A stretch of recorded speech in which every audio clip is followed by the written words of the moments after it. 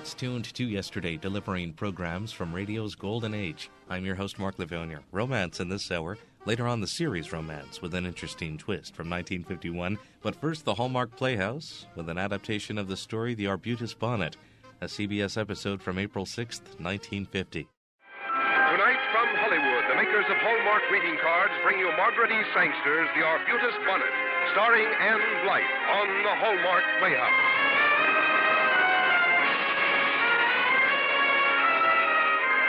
Hallmark will bring you Hollywood's greatest stars in outstanding stories chosen by one of the world's best-known authors, the distinguished novelist, Mr. James Hilton.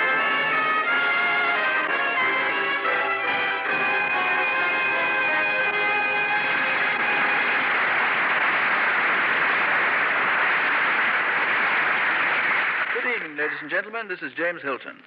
Tonight on our Hallmark Playhouse, we find ourselves on the threshold of Easter, one of the great seasons of the year, symbolical of springtime, of hope, and of rebirth.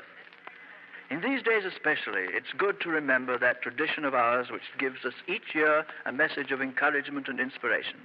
And tonight we tell a story called The Arbutus Bonnet by Margaret E. Sangster, an Easter story with an Easter message. And we're especially privileged to welcome one of Hollywood's most charming and youthful stars, an actress whose own winsomeness is in tune with the season of the year, Miss Anne Blythe. Now, Hallmark Playhouse, presenting Margaret E. Sangster's The Arbutus Bonnet, starring Miss Anne Blythe.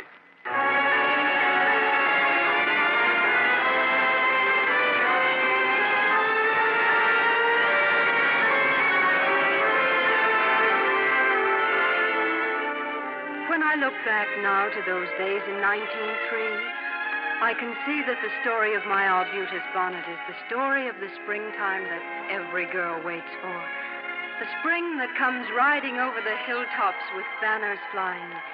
The spring that somehow heralds the coming of Prince Charming.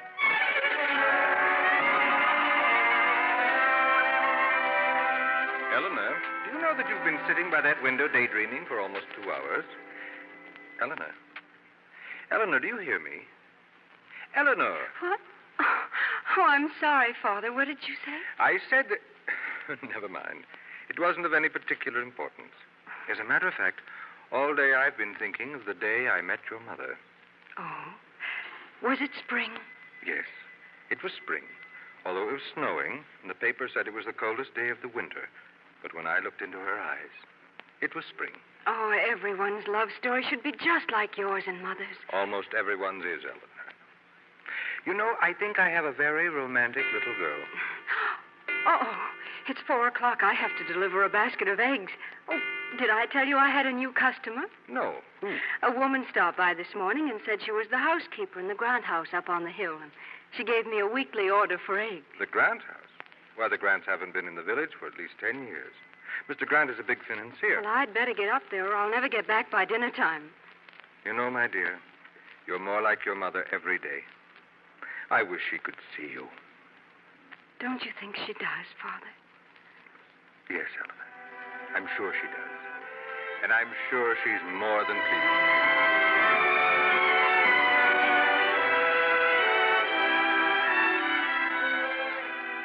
I ran down the road that led from the parsonage to the Grant house.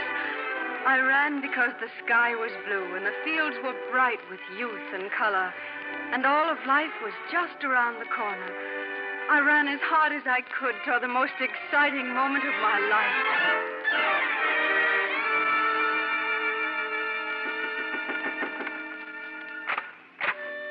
Well, hello. I don't know what he said after that, or what I answered.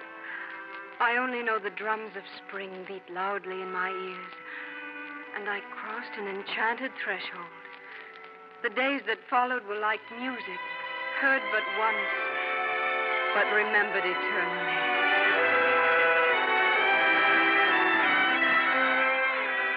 That's the church where my father preaches, and over there's the drugstore, and the dry goods store.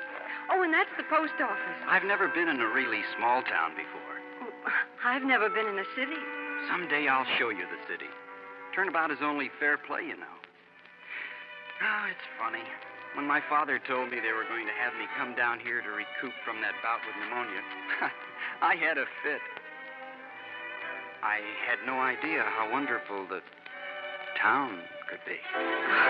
Come on. I want to show you the high school.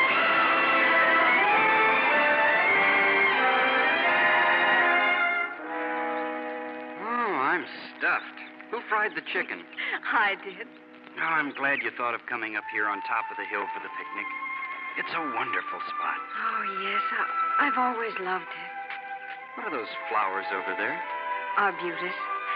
My mother wore them in her hair when she was married.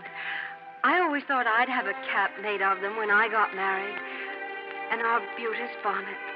Of course, bonnets aren't very fashionable right now, but maybe by the time I get married, they will be, and then... When I get married, I hope I get to marry a girl wearing an Arbutus bonnet. Oh, I hope you do.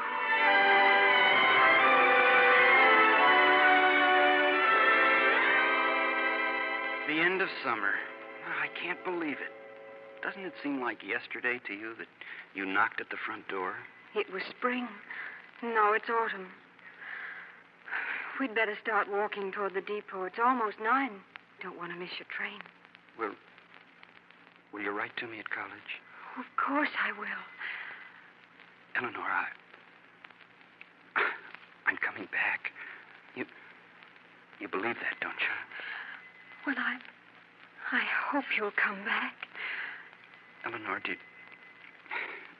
you think it would be all right if I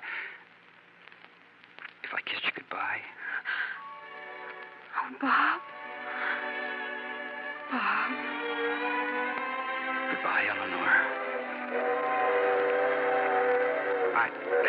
I'll have to run for the train. Goodbye.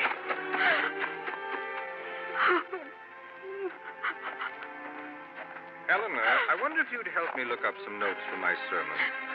Oh, Father. Why must there be endings? Why, so there can be beginnings, my child. So there can be beginnings.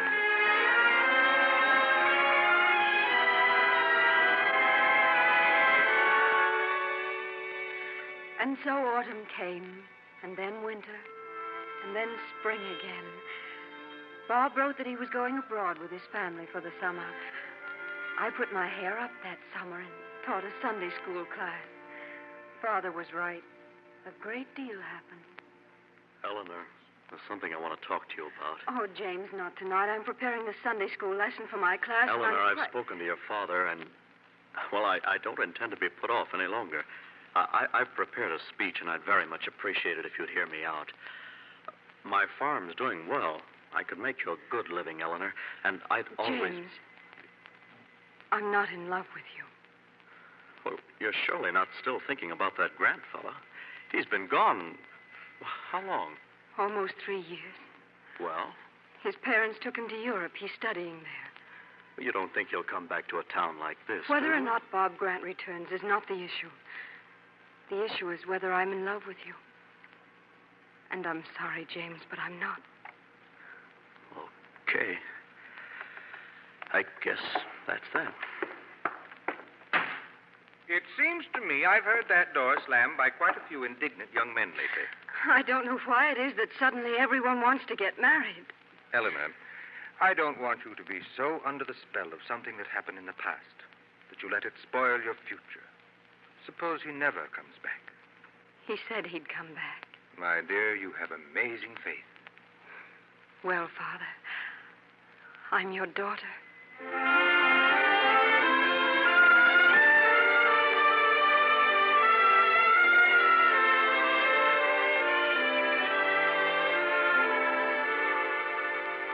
Father, I'm going to walk down to the library. Oh, I'll see if your books came on the evening train. Thank you, dear. Say, can you tell me where I might find a girl wearing an Arbutus bonnet? Bob. Oh, Bob, is it really you? Why didn't you write you were coming? Why didn't you tell me you were back from Europe? Oh, why... Hey, easy now, one at a time. We got in from Europe yesterday. As soon as we landed, I came right down here. Oh, I've got a lot to tell you. Oh, I can't believe you're really here. Eleanor, do you know what I'm going to do? No. No, I'm going to Panama to help build the Panama Canal. You're what?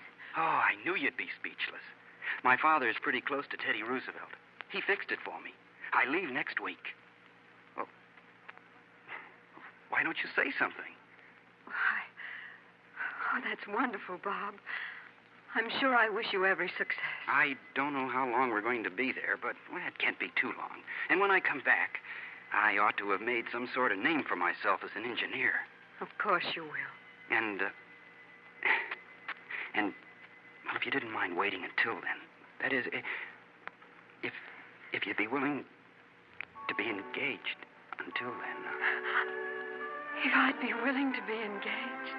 I didn't want to go down there until I knew how you felt about things, and, well, if you would wait. Oh, of course I'll wait.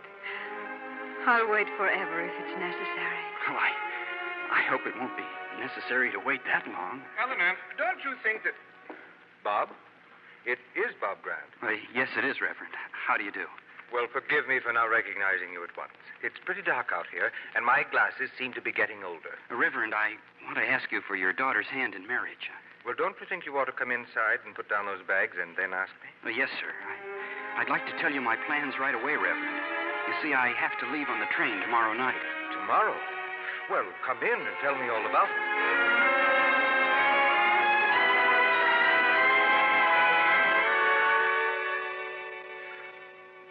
We'll have to start for the train in a few minutes. Yes. It's funny how fast time goes, isn't it? There were so many things I wanted to tell you that I haven't had time to say. I feel the same way. I wanted to tell you how I was in love with you before I ever met you, and how I've been in love with you ever since. I wanted to tell you that if you hadn't come back, there wouldn't have been anyone. Ever. I brought you a ring. I don't know if it'll fit. It was my mother's. She said, take it to Eleanor with our love and with yours. Here, let me put it on your finger. Oh, Bob. Bob, it's beautiful. She said that when my father put it on her finger, he said, here is my promise to love you and to cherish you all the days of my life. I'm putting it on your finger with the same promise. And when you look at it, you can know that wherever I am, I'm thinking of you. And counting the moments until I can get back to you. This ring is my promise of the future.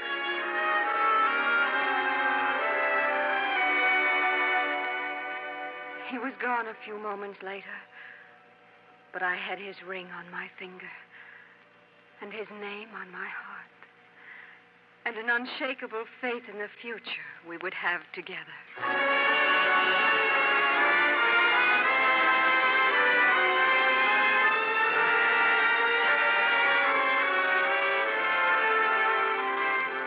Bob sailed for Panama, and Eleanor waited at home, living in the manner prescribed for young ladies in those early days of the 20th century. She would remember those days of waiting as long as she lived.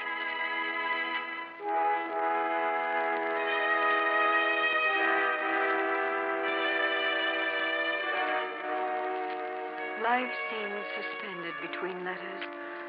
I kept house for my father, taught my Sunday school classes, acted as a bridesmaid now and then, and read Bob's letters over and over.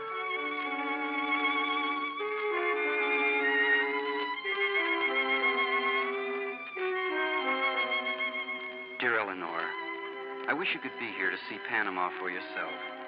The jungle is on all sides of us now, but I turn my eyes from the jungle to the walls of our cottage, and there I see the sketches of what is to come. A great highway of water cutting through the jungle.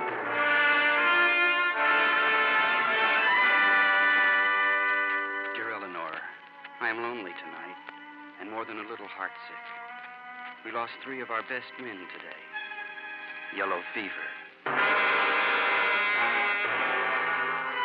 Dear Eleanor, you may not hear from me for a short time, because tomorrow we're going inland to survey excavation conditions. I will never be able to tell you how I miss you.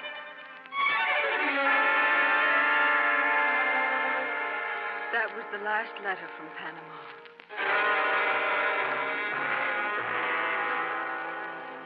Eleanor, may I speak to you a moment? Oh, of course, Father.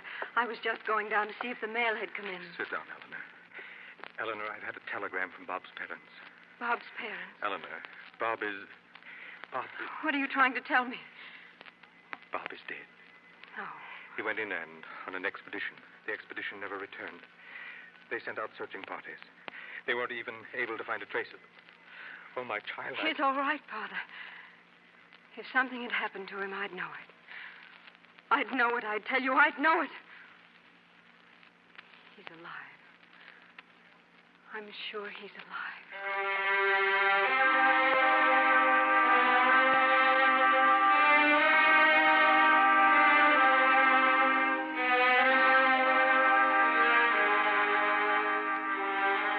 Hope dies slowly, deep agonies brought on by small wounds. An empty letterbox, an empty depot, an empty road. Hope dies slowly under the burning pain of unshed tears as time passes. And the endless empty days stretch on ahead endlessly.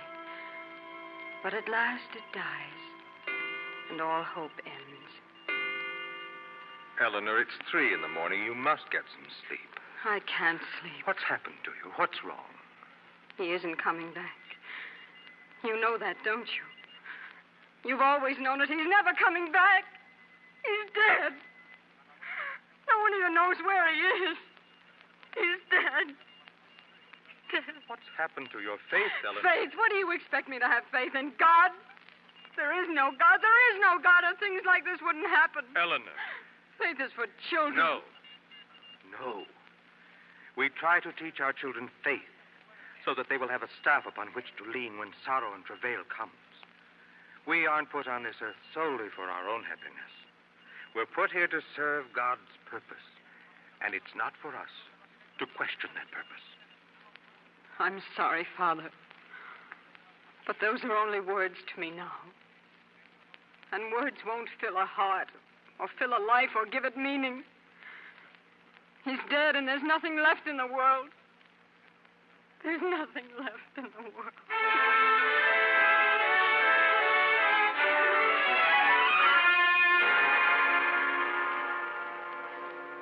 I'm leaving for the church now, Eleanor. All right, Father. I'll have lunch ready for you when you return. Won't you even come to the Easter services? I'm sure if you No, would... Father. I have a great deal to do. I thought I might straighten things up in the attic. They're in an awful mess up there. On Easter Sunday? Why not? It's just like any other day when you come right down to it. Very well, Eleanor. Whatever you say.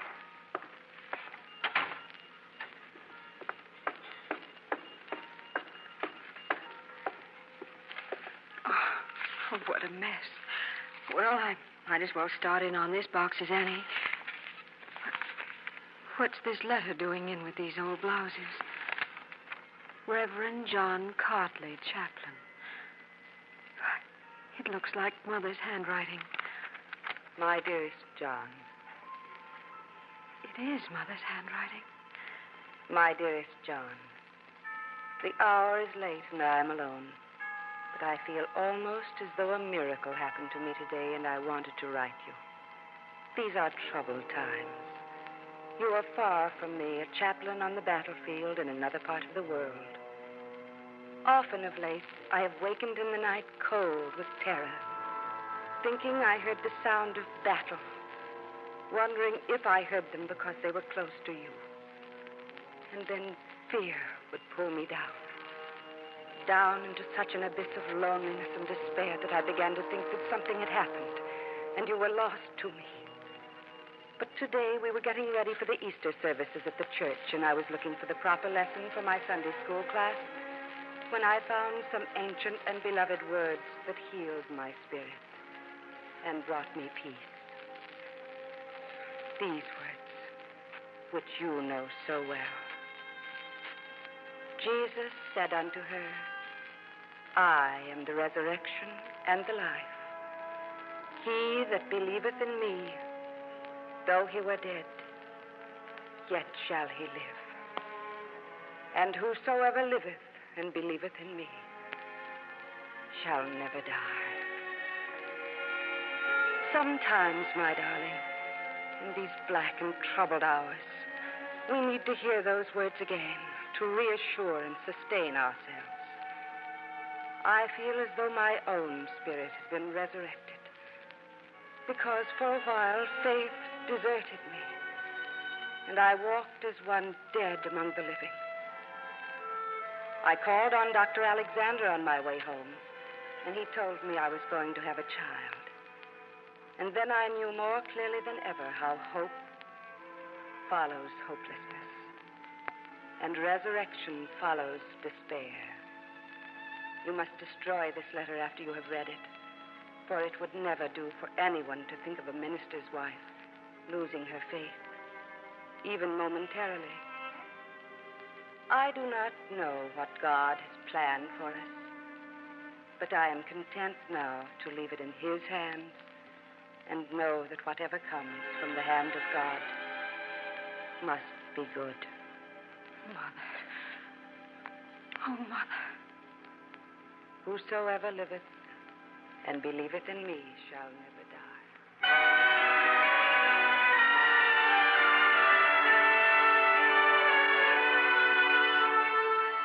I ran from the house, grabbing a hat as I left. I ran as fast as I could to the top of the hill, and I gathered the arbutus to make an arbutus bonnet.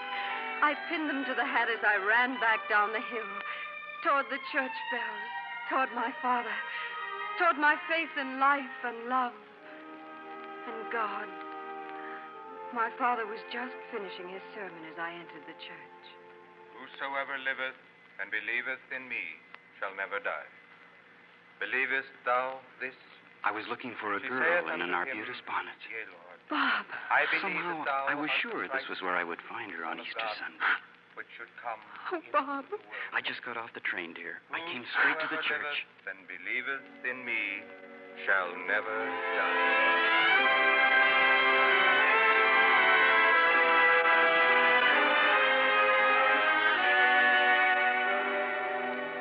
Oh, darling. Darling, I waited so long without word from you. We came down with yellow fever. Some natives found us and took us to their village. I was completely out of commission for months. I was afraid you were never coming back. I told you I'd be back. Eleanor, what brought you to the church? Did you know Bob would be here? No. No, I found a letter that Mother had written you. A letter your mother had written me? Yes. It was a letter she wrote you while you were away. She told you she had almost lost faith in hope. That was the letter she wrote telling me that you were coming. Yes. She asked me to destroy the letter. Yes, I saw that. Eleanor, I did destroy that letter. You did destroy it. Just as she asked me to. I never brought it back from the battlefield. You destroyed it. She wrote, Whosoever liveth and believeth in me shall never die.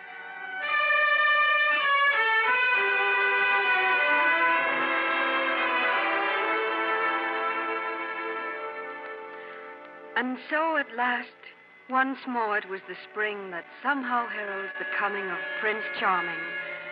And the story of my arbutus bonnet ended, as we had dreamed it would, in the old village church with my father saying the beloved ancient words. And there is nothing more to tell, for just as we dreamed we would, we lived happily ever after.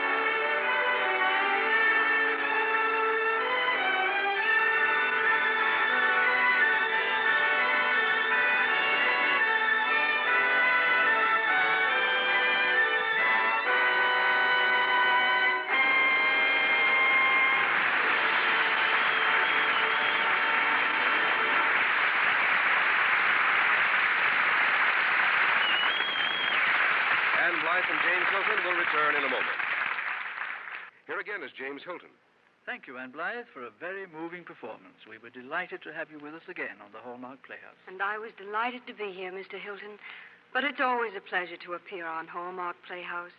Your stories are always about such wonderful people. You sound like one of our admirers. I certainly am. Until next Thursday, then, this is James Hilton saying good night. The Hallmark Playhouse on Tuned to Yesterday, an episode from April 6th, 1950 on CBS. You are listening to an hour of romance on Tuned to Yesterday. I'm your host, Mark Lavonier. Now an episode from the show called Romance on CBS from August 6th, 1951, producing a story and cast, including the director that would become a significant precursor to what was known as the first adult radio western, and that was Gunsmoke. John Meston wrote the story Pagosa for the romance series, and he would become one of the head writers of the Gunsmoke series. Norman Macdonald, who was the director for Gunsmoke, also had the same duty for this broadcast. And leading man William Conrad would become Marshal Matt Dillon, with Georgia Ellis also heard in this show as Kitty on the Gunsmoke show, which would begin about a year later on CBS. This episode of Romance called Pagosa. Wrigley's Spearmint Chewing Gum, the refreshing, delicious treat that gives you chewing enjoyment, presents for your listening enjoyment, Romance.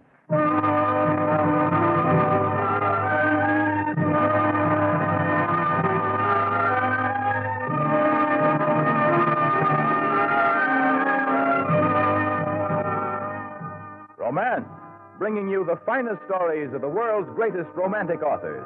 Stories of the courage, the devotion, the adventure of love, all strung on the bright thread of romance. Tonight, the makers of Wrigley's Spearmint Chewing Gum bring you John Meston's unusual romance of the West, Pagosa.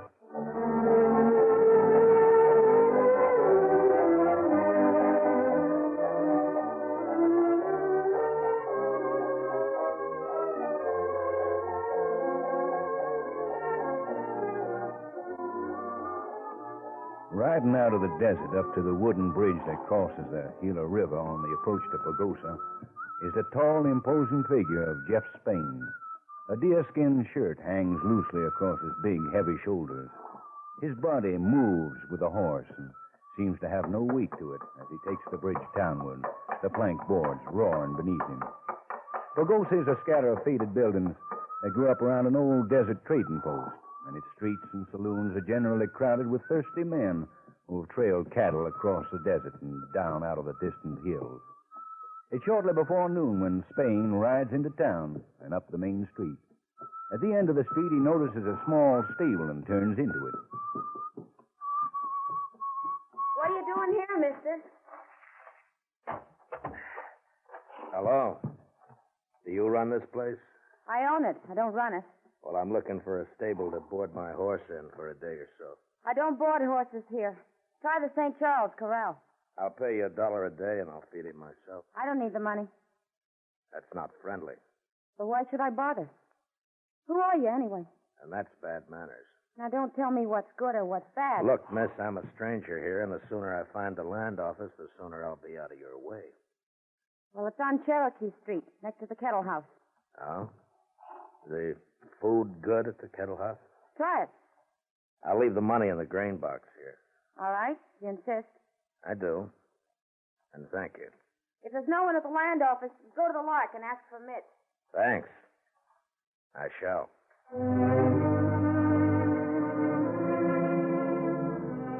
After taking a room at the Kettle House, Spain goes to the land office.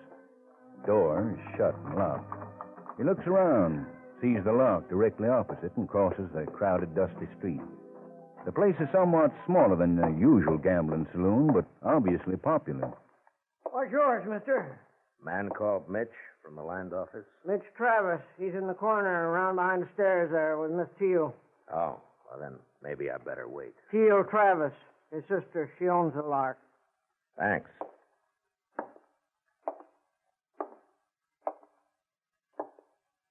Hello? Oh, it's you. Seems like you own a lot of things in Pagosa. One stable for pleasure, one saloon for profit. Mitch, this is Mr. Spain, Jeff Spain. How are you? Sit down. Sit down. Thank you. Can I buy you a drink? Not for me. And Mitch has had enough. Oh, now, Teal, don't always... I wanted to talk with you about filing a land title, Travis. Maybe we better go over to your office. What you want to file on? My partner and I got a little spread about 100 miles west of here. Partner? It's Cy Quill. He's waiting for me back on the trail. Doesn't like town much. All right.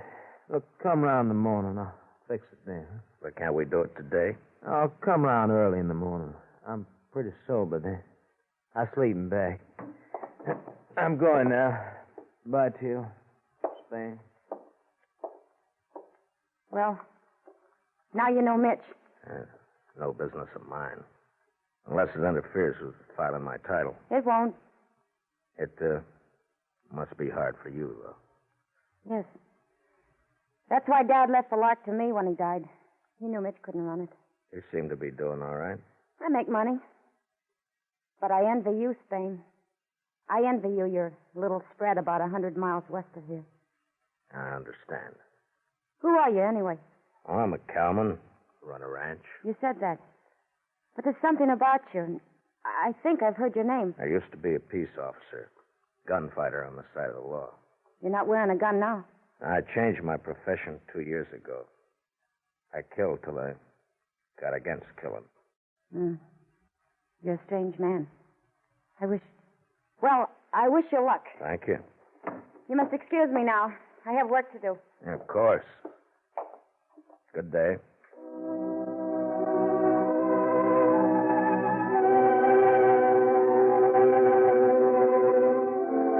It's evening. Spain is standing by the window of his room in the Kettle House, watching the crowd move endlessly in its search for pleasure and violence.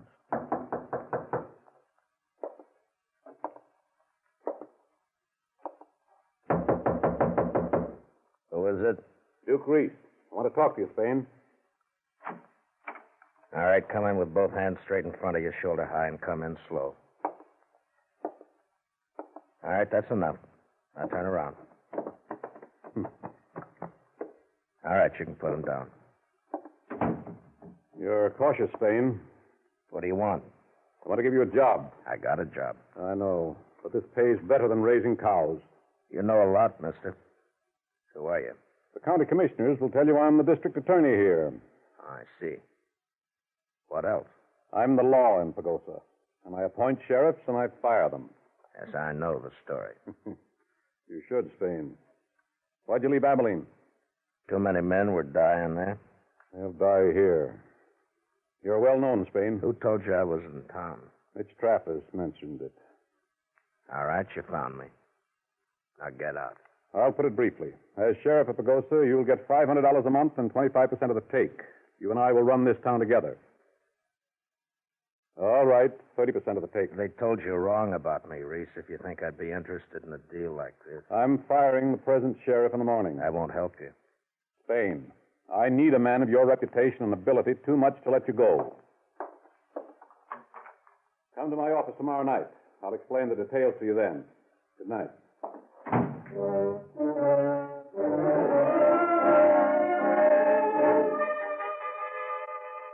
It's morning. The town of Pagosa lies exhausted beneath the long, streaming sunlight as Spain enters the land office and goes to the back room where Mitch Travis lies asleep in his bunk. Mitch? Mitch. Come on, wake up. Wake up, Mitch. Oh, it's you. Yeah. Come on, it won't take long. What do you want, Spain? Let's get it done, Mitch. I want to file the claim and get out of here. No, Spain, I can't do it. What's that? I just can't do it, that's all.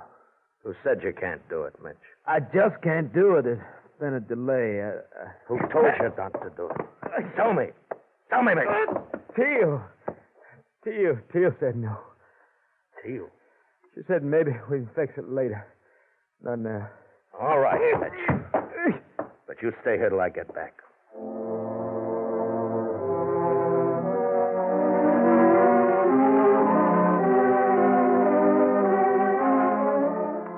Spain crosses Cherokee Street, enters the Lark, and goes to the bar. At one end, a couple of men ravaged by the long night stare dumbly at an empty bottle before them. A lone bartender's on duty, polishing glasses with a slow, fanatical care. Where do I find Teal, Travis? She's upstairs. Which room?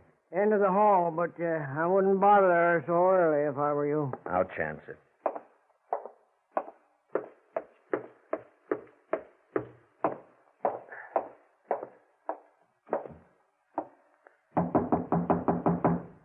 Who is it?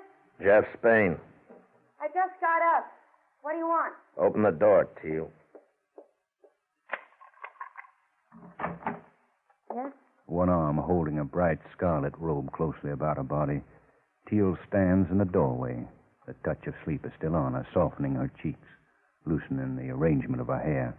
Her soft hazel eyes look uncertainly into Spain's, checking his anger. I'm sorry for this, but I must talk with you. All right. Come in then. Mitch is weak. Drunk and weak. He'll do whatever you tell him. Yes. Yes, it's true. Why did you tell him not to file my title? Can't you file somewhere else? My land lies within the jurisdiction of Pagosa. I must file it here. Then wait. Wait a little. Maybe later... Teal, you must know I'm not a man to accept that. It'd be easier if you told me the whole story.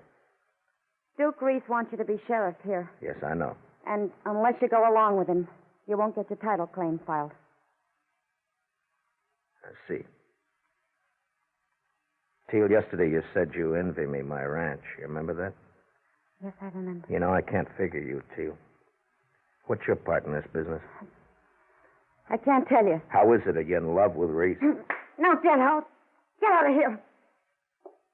And you're not in love with him. Good. I hate him. She stands there, swaying slightly, her fingers covering her eyes until Spain steps close to her, gently presses it to him. Then she looks up, her eyes brimming and filled with wonder. Jeff. He suddenly bends over and kisses her lips. Oh. Jeff. Jeff, go away before it's too late. There have been men like Duke Reese before. I can handle him. But, Teal, what's his power over you? You can trust me, Teal. It's because Mitch is drunk and doesn't always know what he's doing. Duke tricked him into filing some crooked land titles, and now he could send him to prison anytime he wants. I see. So now I go to work for Reese or I don't get my land. But, Jeff, what can I do? You do what you have to do. I'll handle Reese my own way. But how? I don't know yet. But, Teal, try to remember this. What, Jeff? Reese isn't a man to give up easily. There'll be trouble. But I won't do anything that doesn't have to be done. Try to understand that when it happens. All right. All right, Jeff. I'll try. And when this is over, Teal, I'll be back. Now, where'd I find Duke Reese?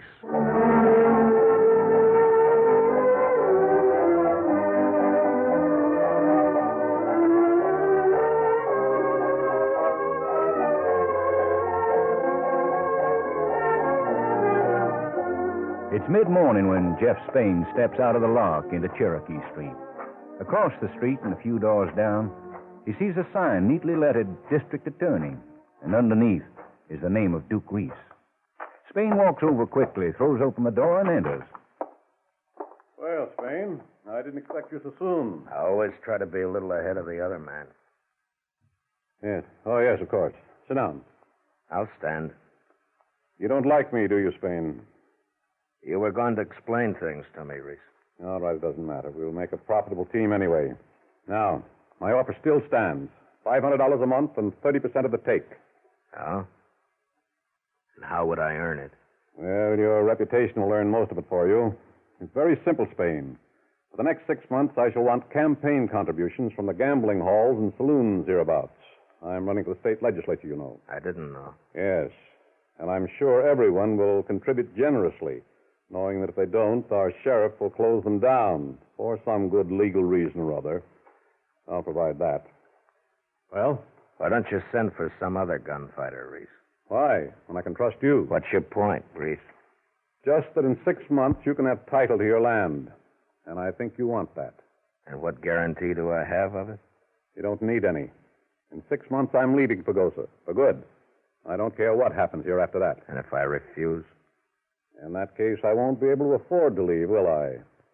If I do stay on here, Spain, Mitch Travis will file that title in my name. I see. And he'll file it in my name anyway, if you accept the job and you and I, shall we say, don't get along. You have till tomorrow morning to decide. Don't be a fool, Spain. We all make mistakes, Reese. A few minutes later, Spain rides out of town, taking the trail towards the chaparral where Cy Quill is waiting for him. There in the shade, they pass the afternoon in talk. And late that night, a pair of riders run in off the desert, put their horses in Teal Travis' stable, and walk back to the Kettle House, where in Spain's room they make their final plans, and then go quietly to bed. Next morning, they come out of the hotel and head for the district attorney's office. Reese, this is my partner, Cy Quill. Oh? How do you do, Mr. Quill? Howdy. You still want to appoint me sheriff of Pagosa? Then you've decided? Yeah. Where's a badge? Right here. Good. Now get one out for Cy. I just made him my deputy. What? Give him a badge.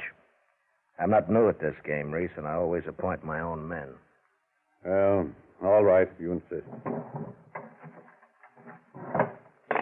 Now go down to the sheriff's office and fire whoever's in there. Get him out by noon. I'll take over then. Now, just a minute, Spain. I'm not used to being ordered around. I can't fire your man. Tell him to turn loose any prisoners he's got in there. I don't like another man's leavings.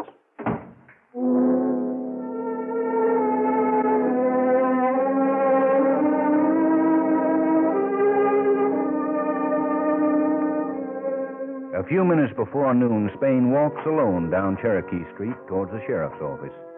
He now carries a heavy Colt 44 on his hip, slung in a worn, hard leather holster. He has the air of a man who knows his business, knows it well. He enters the sheriff's office and finds it deserted. At the rear is a door leading out to a half a dozen cells, now empty. With his arm, Spain sweeps a pile of papers off the former sheriff's desk and sits down.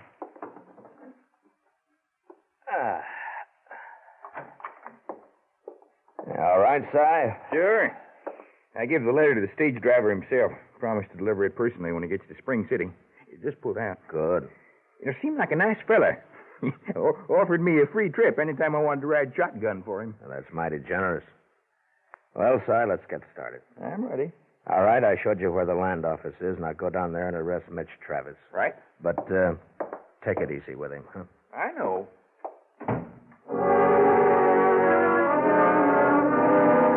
Half an hour later, Mitch is quietly asleep in his cell with the help of half a pint of whiskey the law's been nursing him with. In the office, Cy Quill is cleaning and oiling a short-barreled Winchester carbine, while Spain sits motionless at his desk, only his eyes alert and watchful. Come in. Hello, Teal. Where's Mitch? He's back there, asleep. Who told you to arrest him? Nobody. Cy and I... Oh, this is my partner, Cy Quill. Teal Travis. You got a lot of partners, it seems, Jeff Spain. No, just Cy. And to think I trusted you. That I was surer of you than I've ever been of any man. Now, wait a minute, Teal. Just let me explain. What's going on here, Spain? What the devil are you up to? What's wrong, Reef? Why did you arrest Mitch Travis? I didn't exactly arrest him. He's here, isn't he? In jail? Oh, yes. He's in custody. Custody? What are you talking about? Protective custody, so he'll be safe. Safe from what? From you, Reese. All right, Spain.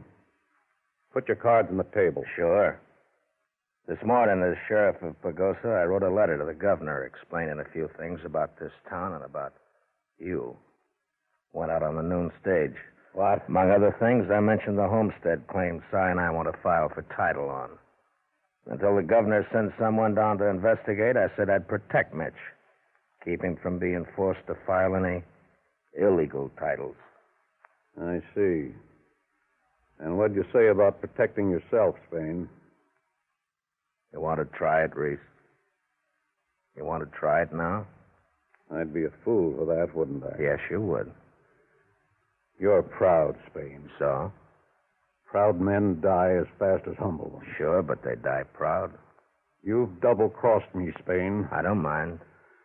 You're in trouble, man.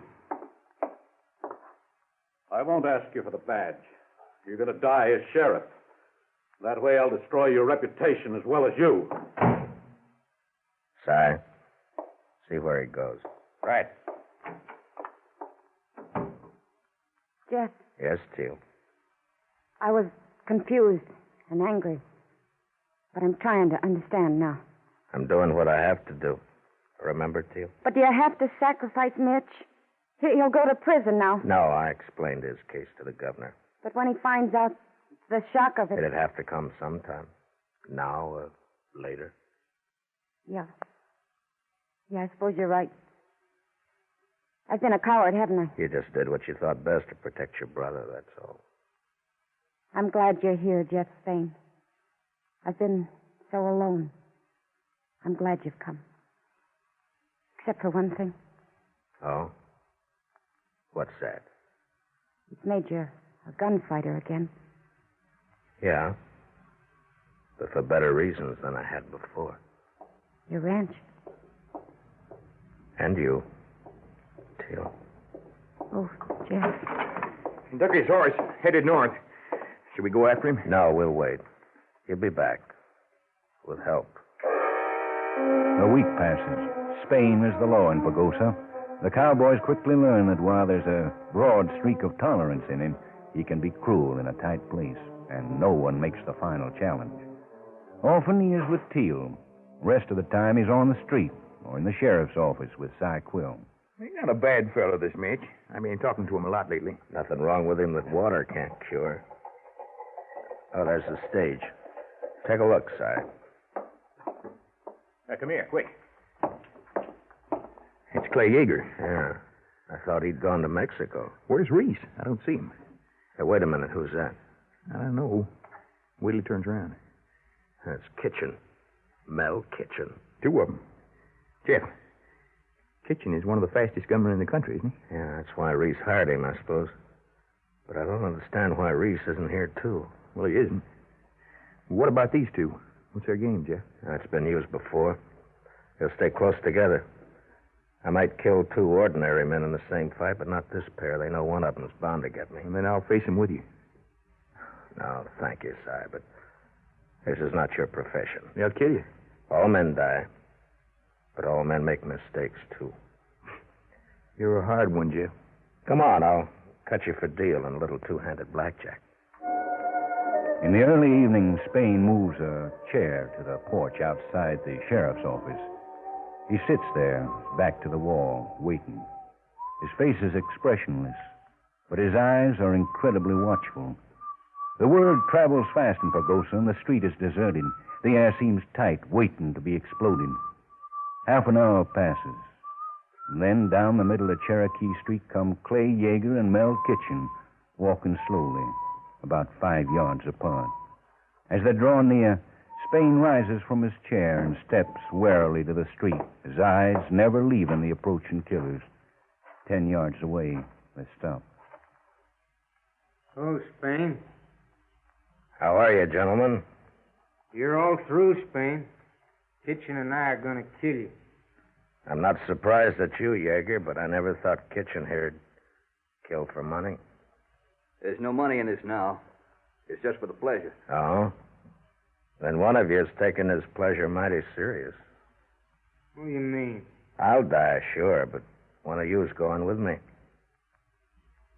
Have you decided which one it's going to be? I don't get it, Spain. No man could kill both of you, but I'm faster than either of you, and I'll kill the first man who goes for his gun. Well, gentlemen, I'm ready. But which one of you is willing to die? You made a mistake not deciding this before now. You talk a lot, Spain. You can stop me, Kitchen, but you'll die for it. How about you, Yeager? Do you want it?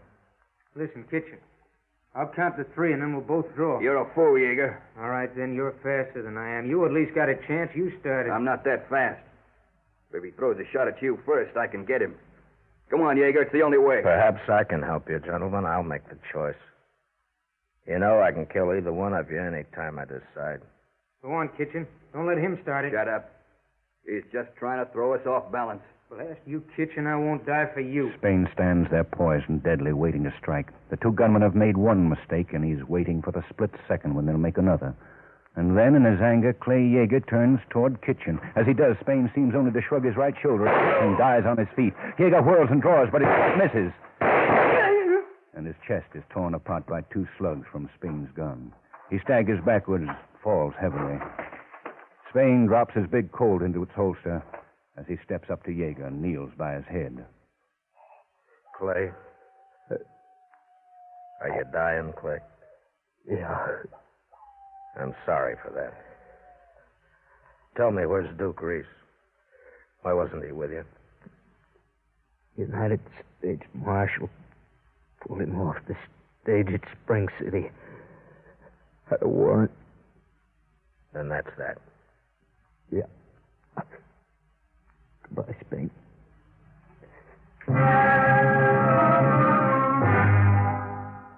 At the open window of a room above the lock, Teal Travis stands motionless, staring into the darkness at the far end of Cherokee Street, waiting for a sign that will tell her whether or not her loneliness is over. She stands there until she sees a tall man in a deerskin shirt striding into the light below. At the entrance to the lock, he pauses and looks up and raises his hand to her. Jeff. Oh, Jeff.